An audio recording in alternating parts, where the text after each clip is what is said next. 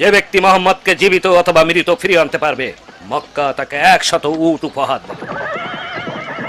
তাতে 3 জনকেই খুঁজবে, মোহাম্মদ, আবু বকর এবং তাদের সাথে যে বেদুইন লোকটা আছে।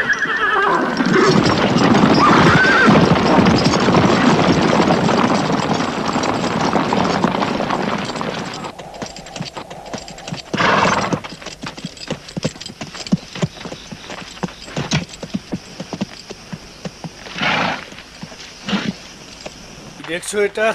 না, উটের কিছু নয়, দেখতে বেশ পুরনো লাগছে, মনে হয় শহর থেকে এসেছে।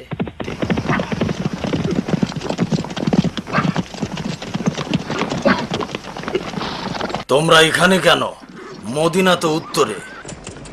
তারা এখানে চিহ্ন রেখে গেছে, তাই দেখছি। যাযাবরও পশ্চিম দিকে যাচ্ছে। আমি আমার কাজ জানি। শুনেছি তুমি নাকি বাতাসের গন্ধ শুকে পাখিকে অনুসরণ করতে পারো।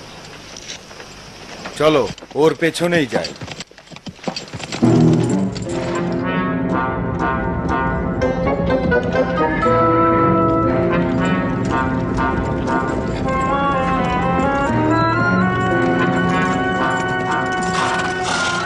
সে পাহাড়ের ওই গুহাতে আশ্রয় নিয়ে থাকতে পারে। মোহাম্মদ, তুমি যদি বের হও তাহলে জীবিত মক্কায় নিয়ে যাব।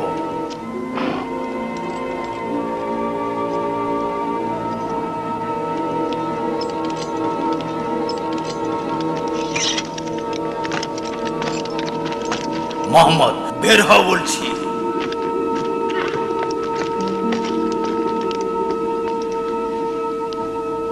এখানে কেউ থাকতে পারে না, মাকড়সার জাল তো ঠিকই আছে। আর এই কবুতরগুলো এখানে বাসা বাঁধত না। আমরা ভুল পথে এসেছি, আমাদের উত্তরে যেতে হবে। তাহলে চলো যাই, ওদেরকে ধরার মতো সময় এখনো আমাদের হাতে আছে।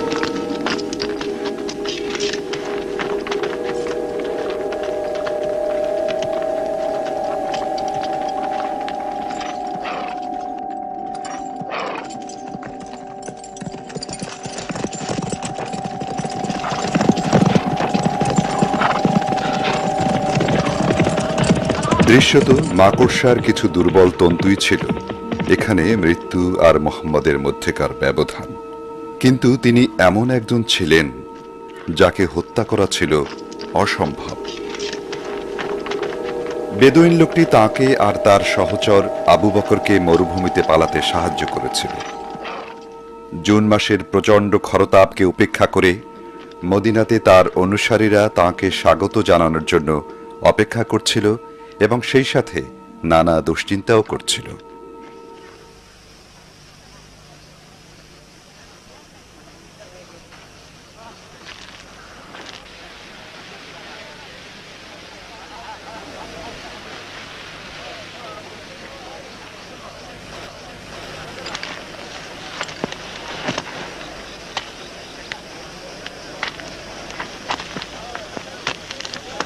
দেখা যায় কিছুই না।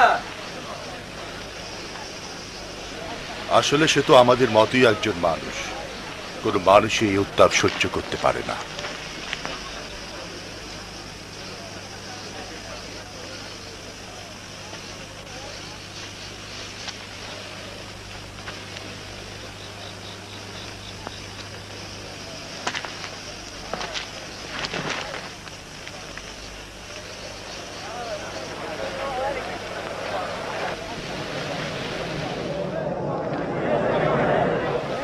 ওই যে দেখো, আমি তাদের দেখতে পাচ্ছি।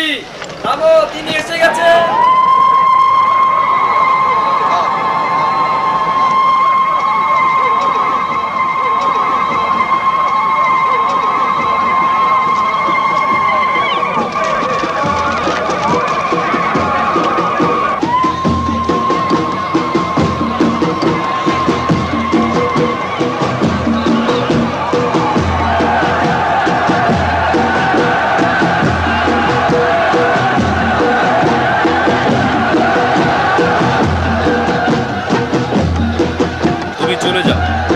প্রয়োজনে আমার সাথে আকারে ইঙ্গিতে কথা বলো।